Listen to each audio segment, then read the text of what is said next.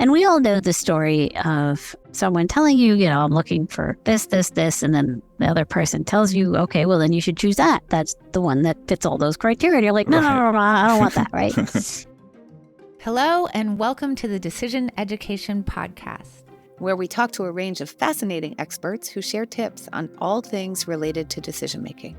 I'm your host, Annie Duke, co-founder of the Alliance for Decision Education, the nonprofit organization leading the growing call to ensure decision education is a part of every student's learning experience, because we believe that better decisions lead to better lives and a better society.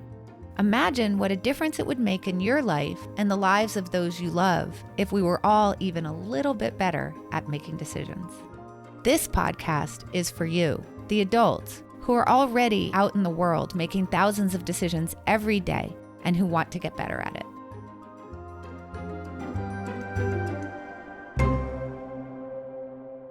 This episode is hosted by two of our producers, Grace Abrahams and Charles Cassidy. This episode contains references to children with terminal illnesses, which some listeners may find upsetting.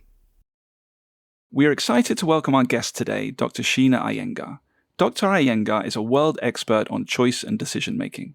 Her first book, The Art of Choosing, received the Financial Times and Goldman Sachs Business Book of the Year 2010 award. Sheena's research is regularly cited in the New York Times, the Wall Street Journal, and her TED Talks have collectively received almost 4 million views. Sheena is the inaugural S.T. Lee Professor of Business in the Management Division at Columbia Business School. She received the Presidential Early Career Award in 2002 and was named a member of the Thinkers 50 in 2011 and 2019, a global ranking of the top 50 management thinkers. Her new book, Think Bigger, is about how to successfully innovate and how to deliberately form creative ideas based on a highly popular course that she taught at Columbia Business School. Welcome to the podcast, Sheena. Thank you. It's great to be here. So we're really interested in talking to you about both your first book and your more recent book. So we're going to start with some questions about choosing and then move on to innovation and your Think Bigger work. So one of the topics that I think really was interesting to me, and I think it will be to listeners as well, is the idea of choice overload. It reminded me of this story that my parents used to tell me all the time. So they are from the UK and they moved to the US when they were in their 30s. And one of the first things they did when they got to the US is they went to the supermarket, to the grocery store, and they would tell me this story about how they went in, they just walked around the aisles and they were so overwhelmed by how many options there were that they actually went home without buying anything and decided they had to come back another day when they had more energy and they were more prepared for what they'd find. So I couldn't help but think about that when I was reading your book. So my question to you is, can you tell us about your really famous JAM study and what it can teach us about choice overload? So in the late 1990s, when I was a PhD student at Stanford University, I used to go to this upscale grocery store located in Menlo Park called Draeger's. And it was like one of those really special stores back then, which I just offered a lot of variety. That was its value add or differentiating factors. It had like 250 different types of mustards and vinegars and mayonnaises. It had over 500 different types of fruits and vegetables. It had a case filled with 100 different types of extra virgin olive oil. So it just gives you a sense of their variety. And so I did, a small study. I was in a field experiment and, I didn't know really what I was going to find when doing this study. I just asked the manager whether his model of offering people all this choice was working. And so he agreed to let me do a little experiment. And so I picked jam. At that time, they had 348 different types of jam in their jam aisle. And we put out either 6 different flavors of jam or 24 different flavors of jam. So we set up this little tasting booth right near the entrance of the store. And so you either have 6 or 24, and we keep changing it up every couple of hours. We're rotating it. And now we're looking at essentially 2 things. First, in which case were people more likely to stop when they encountered 6 or when they encountered 24? And it turns out more people stop when there's 24 than when there's 6, about 60% stop, as opposed to 40% stop when there's 6. Now, they all taste about 2, regardless of whether they see 6 or 24, so they were allowed to taste as many as they wanted. But then what we looked at was we gave everybody who stopped a coupon. giving them $1 off if they bought a jar of jam. And there was a code on it that enabled us to track in which case were people more likely to buy a jar of jam. And it turned out that of the people who encountered the 24 different jams on display, only 3% of them bought a jar of jam. Whereas of the people who encountered the display of 6, 30% of them bought a jar of jam. And that was really the first illustration of the idea that even though people are more attracted to the larger display of options, when it came down to making a choice, they were more likely to make a choice when they saw less than when they saw more. That's really interesting. Yeah. And why do you think it was? Because, I mean, it makes sense to me that if there's a big display, people are more excited and they want to go over. But why was it that they were more likely to actually buy one if there were fewer options? Essentially, what happens when people have more choice is they experience more uncertainty. They don't know what to choose. So often it's not so much that they're saying they're not going to choose. It's just that delay or procrastination can go on for a while. They do tend to make more suboptimal choices. That was certainly found to be true when it came down to investment choices. They also chose suboptimally when it came down to healthcare decisions, choices when they had more of those. And then finally, you do see that when people have more choices, they are overall less satisfied and report experiencing greater regret with whatever they've chosen. That's so interesting. If we own a grocery store, we want to make sure that people are buying jams. But I think it's really interesting, as you say, that there are some pretty serious implications of the fact that more choice isn't always better. And when we do have a lot of choice, we might procrastinate or not pick the best option. I think you might have just been referencing the study that you did with Vanguard, which I think is a really good illustration of how there can be pretty serious implications of choice overload. Do you want to tell us a little bit more about that? I think that's really impactful. So I did a study with Vanguard back in 2000, and they generously allowed me to look at over 1 million records. So it was data from about 650 for-profit institutions in the United States. And these represented about 64 different industries, and the company sizes ranged from a few thousand employees to about 100,000 employees. So these were all 401k plans. And these 401k plans were offering their employees anywhere from roughly 2 different options. You know, like you can take this percentage of your income and put it in these 2 options for it to collect returns. And obviously, if you put that amount of money in your retirement fund, then your employer would match you. So all of these institutions included in the data set had an employer match program. And so these plans offered anywhere from 2 options all the way up to about 60 choices. And it turned out that the plans that offered their employees more than about a handful of options, we started to see a decline in participation. So if you had about a handful of options, participation rates was close to 80% participation rates. And then once you got to about 60 options, participation rates had dropped to about 60%. Wow, yeah, that's a pretty big difference, and obviously really impactful if that's somebody's retirement savings, that just because there's more options, they're not making smart choices and going to struggle when they retire. We all find ourselves in situations like we work for a company and there's the 401k options or 60 options, as you mentioned, where we have to just choose between a lot of options. Or sometimes we're in the situation where we are the choice provider, as you put it in your book. So we're presenting choices to others. Some examples are like if you're in a company that sells products, a parent giving toys to their kid and giving a lot of different toys for them to choose from. So yeah, I'm curious, what advice would you give to somebody about how to minimize choice overload, whether they're this sort of chooser or a choice provider? How can we mitigate this problem? Well, I do think you want to find ways to cut. So if you're a choice provider, ask yourself, are all of these choices really different from each other? If you are a chooser, you want to ask yourself, what do I need and whatever I'm looking for? Any way to weed out the useless or irrelevant options. You also want to find a way to organize or categorize the various choices, because that way you can see, based on your criteria, which ones are better or worse. Our natural impulse is to just give ourselves more and more choices because we're convinced that when the perfect choice hits us, we'll know it when we see it, is what our general belief system is.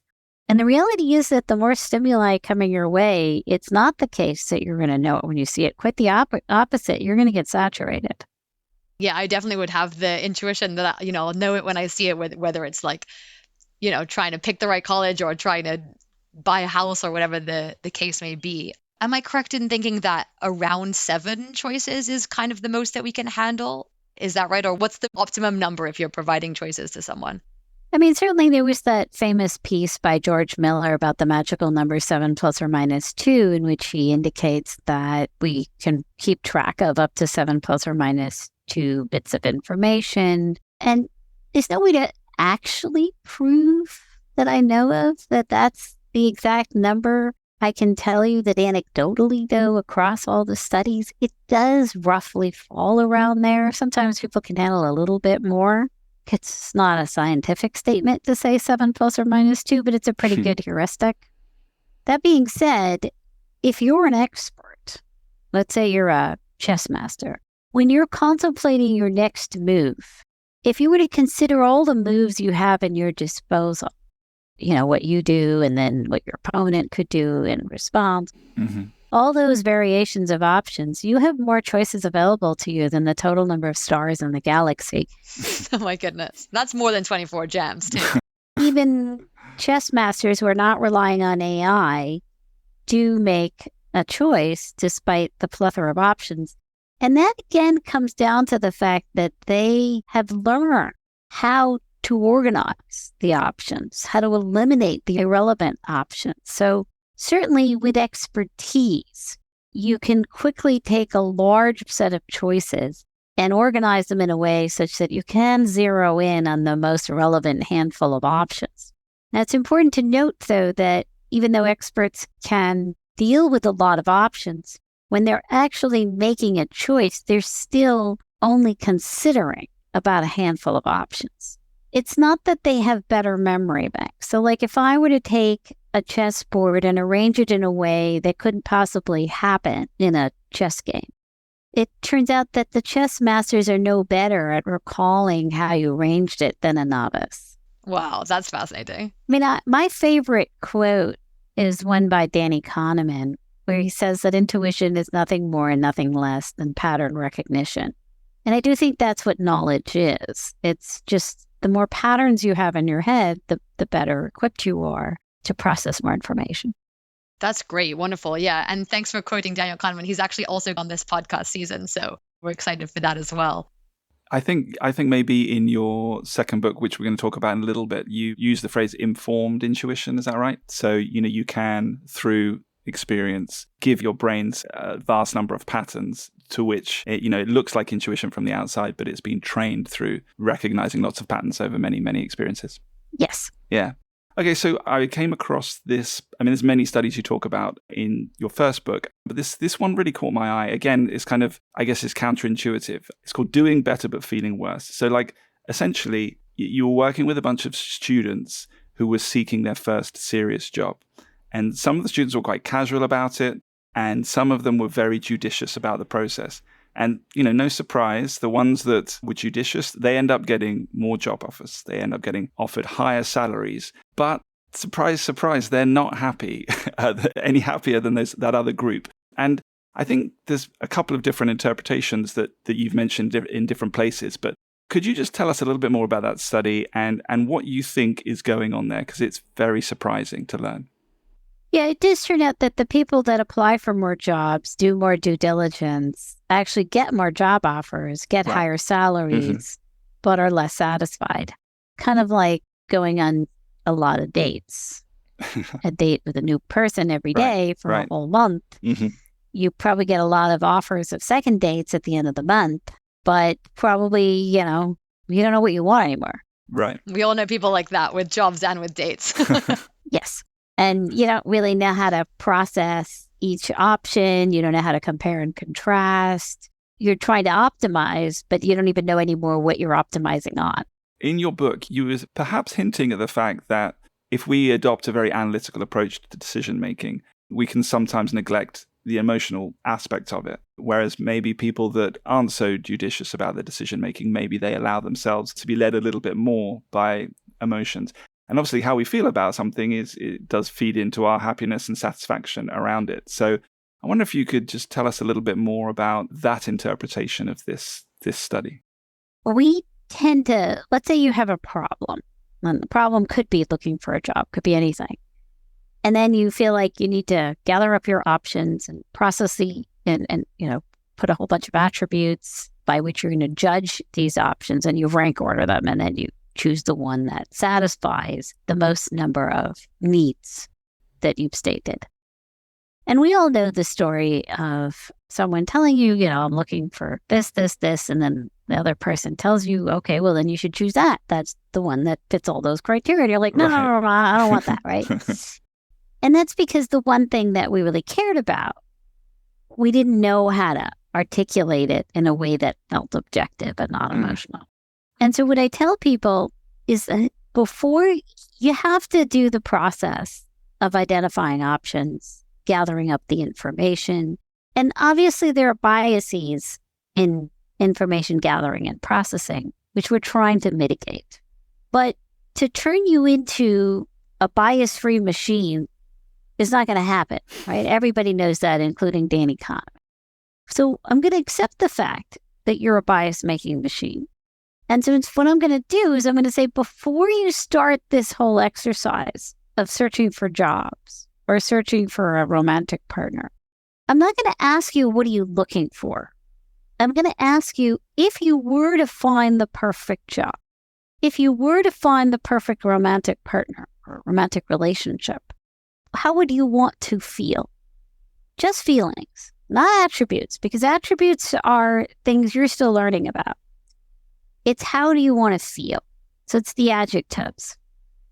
And it's important to surface those adjectives up front, because that is telling you up front what your bias is going to be. You might as well surface it, so at least you're aware of it. And those emotions or feelings are actually the selection criteria you're going to use anyway. And so you want to do it up front, because that way it'll enable you to do a better job of information gathering and information processing, as opposed to pretending like you're not having these emotions affect your processing.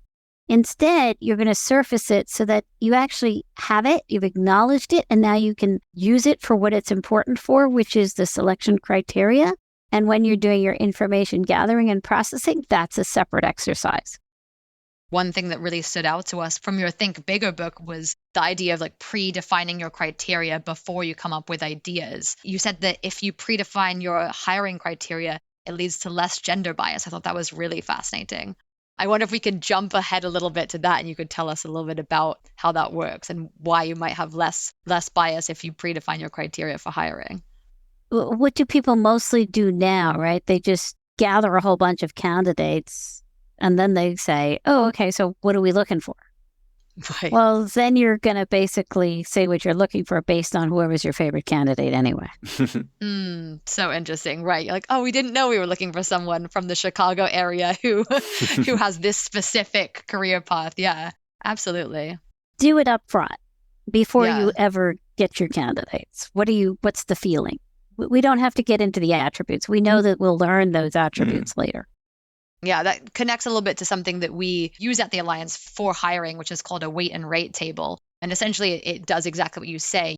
We use it for any complex decisions that have a lot of criteria and a lot of options. And we use it to evaluate candidates. And yeah, one of the benefits is that we come up with the criteria first for what we want. But I think that's a really interesting nuance to make sure that you're really thinking about how do you want to feel. But another thing that is really interesting for the weight and rate table is that we also include the idea of weighting things. So you might want a lot of things from a good candidate, but you might prefer some things over others. So it might be more important that someone has interpersonal skills than that they have problem solving skills, for example. If listeners want to learn more, we'll link in the show notes to the weight and rate table. But I thought your chapter in your book about comparing wants did a really good job of kind of talking more about why it's so important to predefine criteria when you're innovating. Yeah, I was just going to add that it's interesting what you're saying there. A lot of the approaches to dealing with cognitive biases are attempts to try and not be biased, and I think there is a sort of growing sense that, well, that's really hard to remove your biases. And what you're saying is another approach is, well, if you can't necessarily beat them, pull them out into the light, and then at least you can see them, and they can, everyone can transparently see that is influencing your decision-making process. So it sounds like a really helpful, fresh approach to the biases question. Another topic that I think was really interesting in the art of choosing and in a lot of your work around choice is the idea of cultural differences in how we view and approach choice. So you write about this really fascinating study comparing French parents with US American parents, both of whose children have, I think it was cerebral anoxia, which I'm no doctor, but I understand is a very serious life-threatening condition. And in both cases, the decision was made to take the children off life support. But in the case of the French parents, it was the doctors who chose. American parents made those choices themselves. So I'd love if you could tell us more about that study and what it tells us about how choice is viewed differently in different cultures. Yeah, so what happened in that case, you're absolutely right that all the infants were born with cerebral anoxia, and, essentially most doctors would advise to remove them off life support, and they effectively died.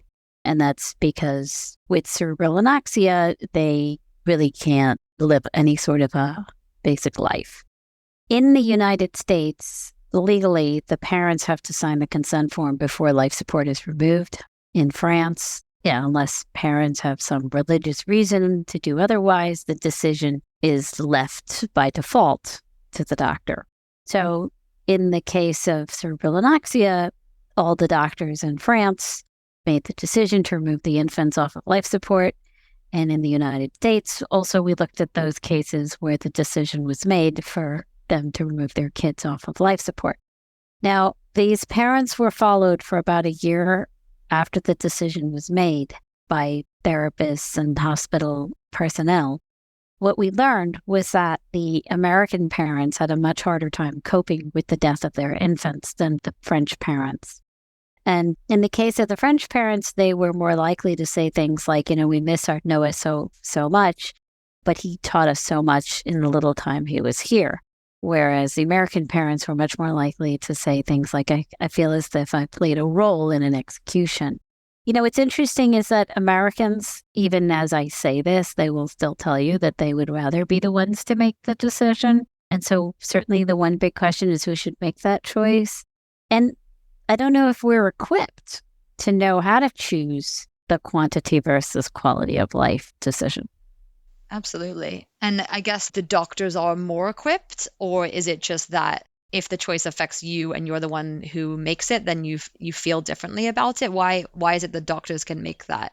I'm sure we could debate about the merits and demerits as to how qualified doctors are to decide life versus death. But for them, it's a decision that they're making. Not that we're saying that it's completely unemotional, but it's part of their job script. Right. Whereas the family members, there's a lot of other things going on in that decision other than probabilities, etc. So who is more equipped to make the decision? I think we could debate about that. What we can say is that when family members have to make the decision, they will suffer more. So I guess that sort of connects to a bigger picture about culture and choice. And you mentioned in your book about the idea of individualistic cultures versus collectivist cultures. It's a slightly different thing to the story that we just talked about. But I hadn't really come across this idea, honestly. I think about decision-making and choice a lot through my job, but I think until I came across your work, I'd never considered the fact that a choice would sit differently in the life of someone from one culture versus another. So could you tell us a bit more about this sort of difference between collectivist and individualistic cultures and how people might view choice from each of those? We think choice is something so basic that it's innate and that we're all sort of born with the same understanding of what it is and how valuable it is and how you do it. But I think we're all born with a natural desire to have basic control of our lives. Like nobody would say, they want to be caged. There is a single culture that is okay with being thrown in a prison, right? Notice how they all came up with prison as a form of punishment. Right. So we seem to have that, and common. And that's actually in common even with animals. So that seems to be basic. But beyond that, it appears that everything else about choice, personal autonomy, agency is cultural. It's taught. That essentially your parents, your environment teach you what is a choice, how it should be made, how much you need of it, what constitutes a good and bad choice. These are all things that you're learning starting from when you're a baby subconsciously, and little by little you're adding to that knowledge base. In Asian culture, it's understood that your parents would make a lot of choices for you when you're a kid.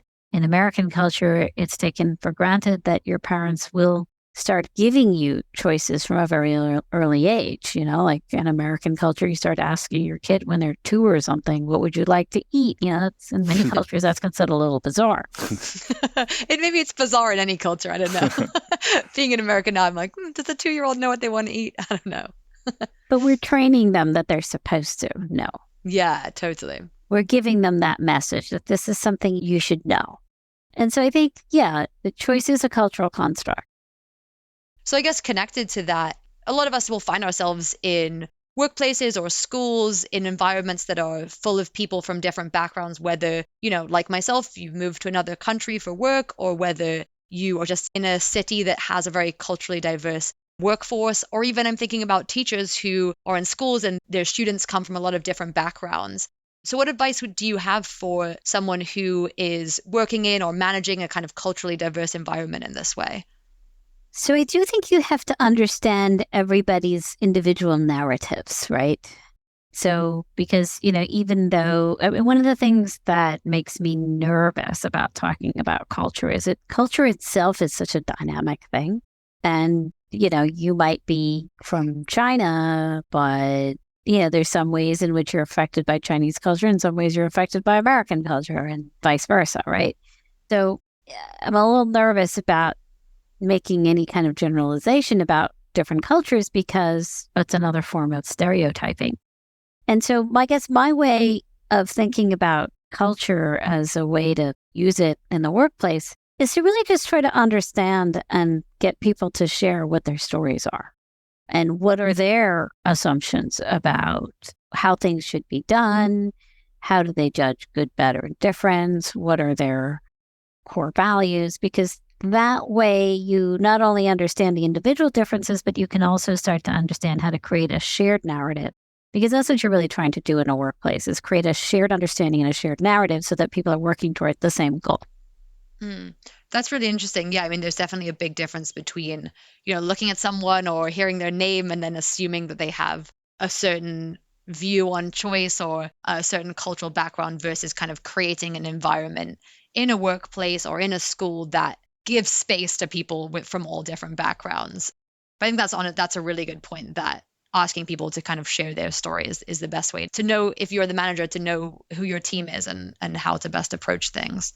That's really helpful. Thanks. I mean, you have to be careful with these, now particularly with big data, right?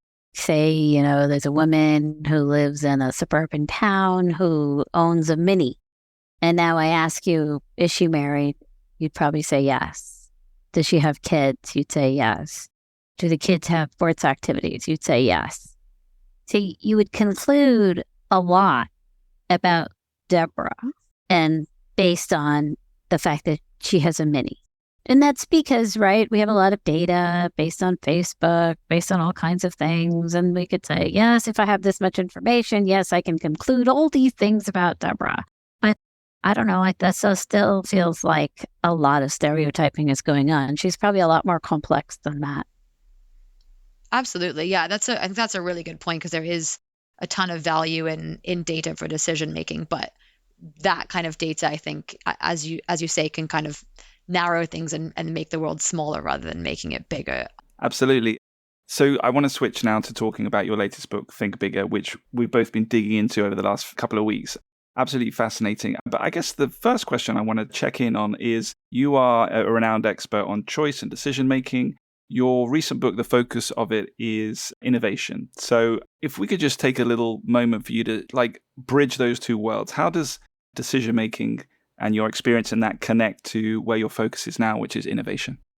So I think it's been a mistake for people to think of innovation as separate from choice and decision making. Okay.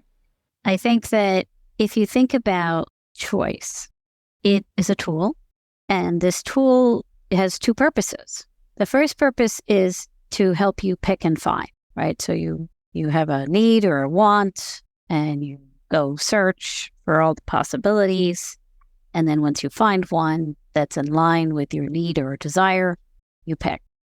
But what if it doesn't exist? Right. And certainly if there's one thing that humans have shown, one way or another, they're really loath to stagnate. Even if they create things that are destructive, they like to create. And so how do they create? Well, they create by taking options that already exist and combining them in new ways to create new options. And so creativity is the pairing of our ability to pick and find with our ability to imagine how to take what we found and combine it in a new way. Right. Super interesting. We did a blog piece a couple of years back now with Ralph Keeney, and he wrote a book called Give Yourself a Nudge. And he speaks in that about how we often think of decision making as sort of something that relates to problems. You know, I have a problem, I've got, we think of it as like some work to do to resolve some sort of, challenge. But in fact, it could be really beneficial for us to think differently about how we engage with the world, in the sense that we seek, rather than just looking at decision problems, we seek decision opportunities. So it felt that what you're talking about in this book is a reframe for how you can find useful, valuable decisions to make, rather than be passively waiting for decisions to face you that you have to solve. Yeah, I think it's a mistake when people wait around for the, quote, right choice to come around. You have to construct it. Right. Yeah. Yeah, I guess in the field of decision making, I'm often thinking about decision making as, picking between things. And sometimes it's picking between things and things that could exist. So I really like that. I think that expands the value of choosing in general. So we'll go into a little bit more detail in a second, but I'd love it if you could give us a brief overview of the 6-step process for innovation that you describe in Think Bigger. Maybe you might use the Nancy Johnson invention example. I just loved that. So why don't I just tell you the Nancy Johnson story, and in the process, I'll tell you the steps, even though she didn't know the 6 steps, but we know how she created what she created. So in the 1800s, ice cream was very expensive. George Washington paid about $200 for a thing of ice cream. It was expensive because you would take a big bowl and you would fill it with ice, and then you would take a smaller bowl and fill it with milk, and then you would have to stir. And as you're stirring, it's getting harder and harder to do it because it's thickening, so it becomes back-breaking labor. It's melting as you're stirring and forming lumps. Work off those calories before you eat your ice cream in those days. Exactly. And so it was quite expensive and really inaccessible. And so Nancy Johnson is this woman in her 50s who's a missionary. She's also an abolitionist, and she helps out with the Underground Railroad. And she's a wife of a chemistry professor, and she lives in Philadelphia. And so she sets out to address the question of how do we make ice cream more affordable? And so what were the 3 big challenges? One was, when making it, how do you keep it cold? Second is, when making it, how do you make the labor easier? And third, when making it, how do you keep it from forming lumps? And so now what she does for each challenge, she searches for a solution for how this problem can be solved. And obviously the solutions didn't exist in the ice cream making business, so she looked in other places. So how do you keep it cold? She says, well, why don't I take a much bigger thing, like a water pails that already exist for 400 years. I'm going to fill that up with ice, and then I'm going to put the milk in something else inside, and I'm going to put it in something that keeps liquid cold. And back then, men who would go to the taverns would get their beer in a pewter mug because that would keep it cold. And then she says, well, how do I make the labor easier? Well, why don't I use a hand grinder and attach spatulas to the hand grinder because that'll make it easier to stir. And the hand grinder was already being used for grinding coffee and spice.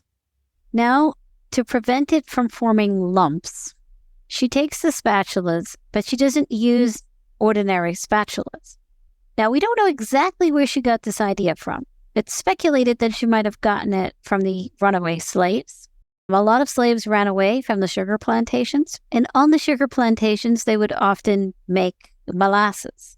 And molasses was made from stirring very, very hot liquid with sugar, and in order to prevent it from forming crystals, they would use spatulas with holes in them.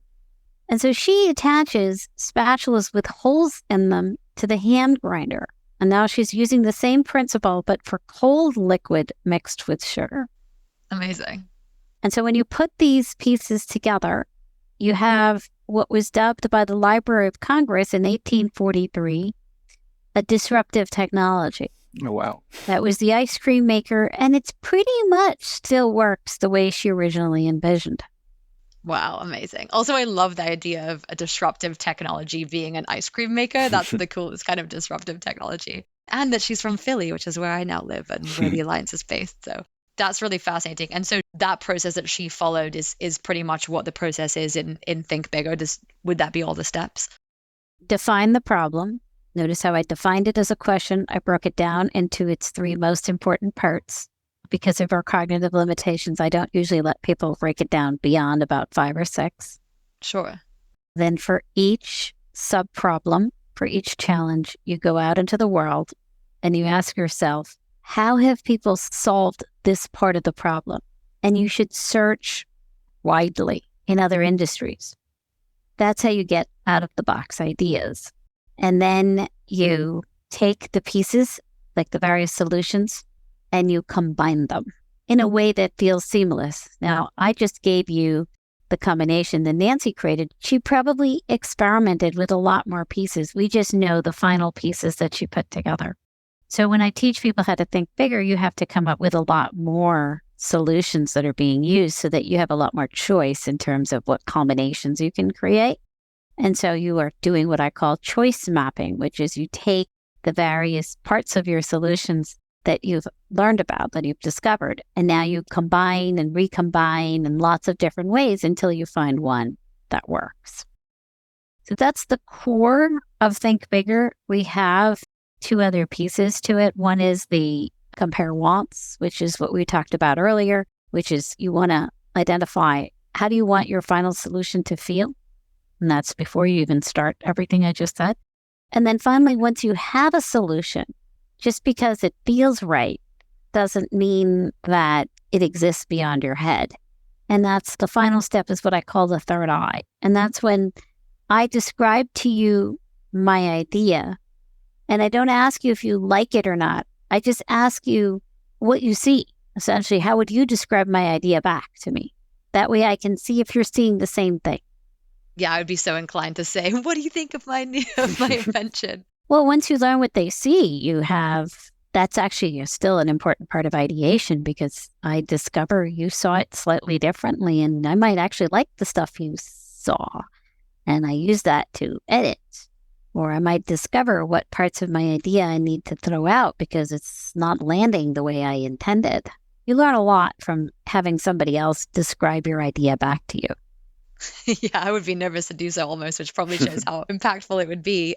Another thing that stood out to me is the idea of sort of inside the box and outside the box thinking, and how Nancy Johnson found some of the pieces of the puzzle from all different industries.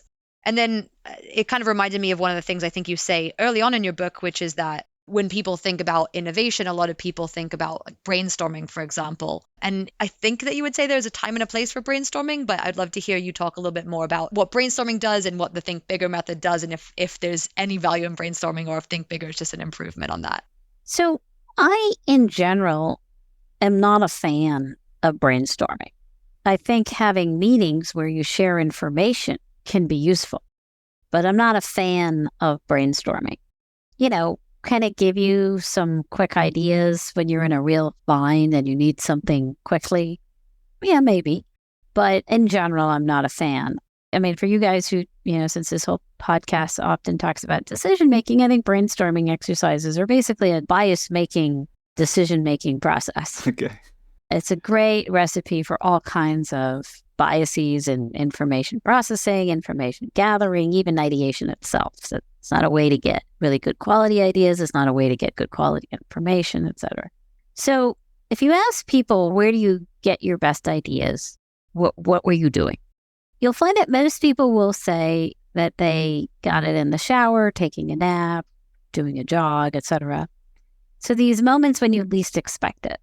About 20% of people's aha moments happen during these mind-wandering moments. But 80% happen when they're hard at work. That wouldn't be my intuition, but I believe it. I guess when you have a thought in the shower, it stands out to you as being like so amazing that we remember it more. Maybe that's why it feels like that. That's right. We do tend to overestimate the value of these, and and some of them turn out okay, but they're actually less likely to turn out to be useful than the ones you get at work. That's not to say they may not still be useful. They may be useful for inspiration, motivating you, re-energizing you, etc. So when we're stuck and, we've run out of showers, we've run out of naps, what do we tend to do? Well, we brainstorm.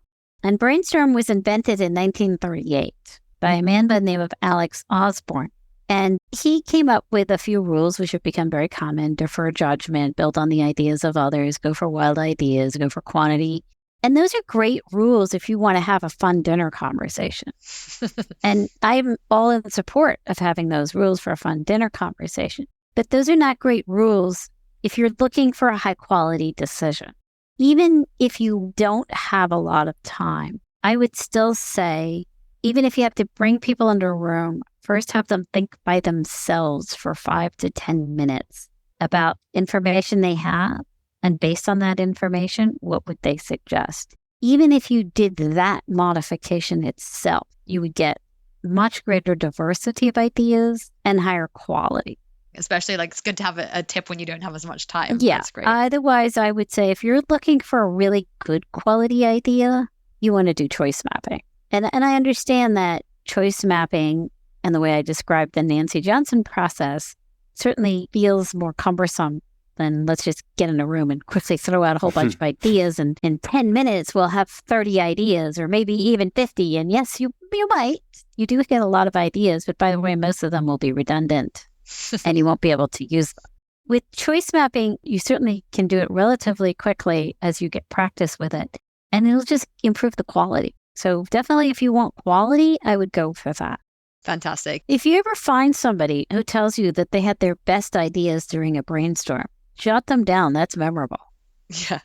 Because I've asked thousands of people. It's rare to find somebody who says they had their best idea in a brainstorm. I'll keep an ear out. I'll send it your way if so, but it sounds like I probably won't find any. So that's a way to keep your inbox from getting too cluttered. I wanted to focus on one of the steps, and the one that really stood out for me was something that paralleled with a step in the decision-making process we work with young people in, which is step one, is essentially framing what your decision is. And when we look at the think bigger approach, you have the first step being choose the right problem to solve. I think in the book, you actually say that it's the step we spend the least amount of time on, though it's the step we should spend the most amount of time on. So I'd be really interested if you could just outline, how do we practically go about finding an interesting and valuable problem to solve? So I would say it is absolutely the case that you have to spend a lot of time on that. It's like writing a paper and you discover the thesis only after many, many rounds of writing. So it does take time. Mm-hmm. Whatever that problem is, how do I find a job that's suitable for me?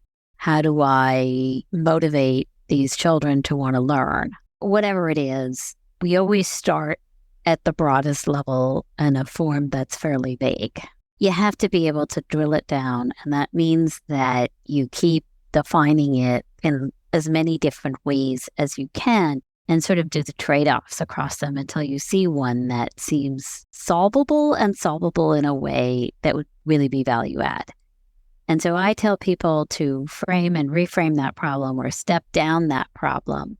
Step it down, step it right, step it left, step it in all different directions until you find a way of defining it that actually makes sense, meaning that I can break it down in ways that I can get useful bits to work with. If you could tell us about the stepping up and the trade-offs involved with stepping up to a broad problem and the trade-offs involved with stepping down to a narrower problem, that's really interesting. One example that I used in the book was the case of these folks at NASA that really wanted to help when the world shut down.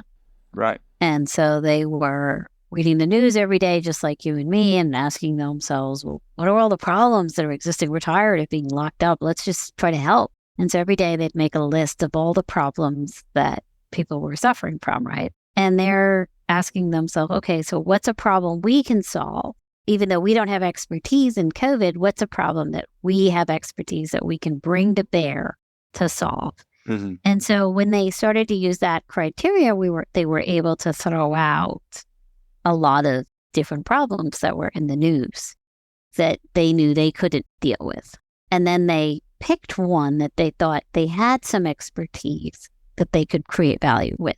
So the ventilator, even though they were not medical experts, never worked with a ventilator in their lives. Right. They knew something about breathing in a totally different context, but nevertheless, they knew something about breathing. And so they were able to then say, let's get together a group of people to look at the ventilator problem. Mm-hmm. And then they had some people that talked to medical professions to really understand, what did you need in a ventilator? What role did it have to play? What elements were most important? They really had to study it. Right. And really had to break it down. What was the most important things that had to be achieved if we were going to get rid of this shortage of the ventilator? And so within 37 days, they were able to create a portable ventilator. This is extraordinary. It sounds like they were almost freed from, the curse of knowledge. They just were starting from scratch with the ventilator. Because didn't it end up being smaller and requiring fewer components? It was the size of a briefcase. And because the idea was to be able to take it to remote parts of the world, they also made it such that to use it, it didn't require a lot of knowledge. And they used pictures so that would direct you on how to use it so that it could become a universal language, so to speak. So we have a few questions that we like to ask of our guests. The question is, what impact on society do you think that there will be when the Alliance succeeds in its mission to ensure that decision education is a part of every student's learning experience? Well, I think it's very, very important for children today, no matter where they are in the world, to learn how to think, learn how to make decisions. I think that's one thing that they need more than ever before. I mean, if you just think about it, how much information is coming at them, how much stimuli is coming at them. They don't even know what's real, what's not real, what's fake, what's true. So I do think they need to be given decision-making tools. My personal dream is to be able to take Think Bigger to a level where I am able to empower people from different walks of life to be able to generate solutions to the various problems confronting them as individuals and as collectives. Mm-hmm. Those two definitely overlap. And yeah, I totally agree about, I think it's becoming increasingly difficult to know what kind of world students are going to step out into when they graduate. But what we do know is that decision skills, knowing how to determine what's true and what's not, knowing about your values and making decisions that align with those is definitely gonna be applicable whatever world we're in, whatever ChatGPT can do by then or whatever future versions of AI can do. So our next question is, what single decision-making tool would you like to pass down to the next generation of decision makers? Well, I would love to give them the choice map. I would love to give them the choice map too. I think the choice map is a great tool for them to use right from early on. They'll become better decision makers. So I think the choice map is a useful tool for both picking and finding and for creating. And I think they need that because they're asked to make increasingly complex choices at a really early age. I mean, someone who just finished raising, my son just turned 18. Wow, congratulations. Yeah, thank you. So we loved both of your books, but I guess aside from your books, is there another book that you'd recommend as priority reading for listeners who are keen to improve their decision making? Well, I mean, thinking fast and slow, I imagine you've already recommended, right? You're welcome to recommend that or whatever you want. But yeah, that is a common answer. Stumbling on Happiness is a classic. Great. We'll link that in the show notes as well. So if listeners want to go online and learn more about your work or to follow you on social media, where should they begin? LinkedIn, I post almost every day. Oh, wow. That's good to know. Perfect. Yeah, that's impressive, making all of us look bad. For any books, articles, podcasts, or anything else that we mentioned today, check out the show notes on the Alliance site, where you'll also find a transcript of today's conversation. Thank you so much, Sheena, for joining us. This has been a delight. Thank you, Sheena. Thank you. Here at the Alliance for Decision Education, our mission is to improve lives by empowering students with essential skills and dispositions for making better decisions. We're spearheading a national movement to ensure that decision education is part of every student's learning experience. Through this podcast and other initiatives, we're raising awareness about decision education, and we'd appreciate your support. Visit our website at alliancefordecisioneducation.org to learn more about our work. You can also find us on Twitter, Facebook, and LinkedIn. If you have any suggestions for future interviews or episode topics, please email us at connect@alliancefordecisioneducation.org. If you enjoyed this episode, please share it with others and leave a rating and review. And make sure to subscribe to this podcast on your favorite platform so you don't miss any episodes. Thank you for listening, and we hope you join us again soon.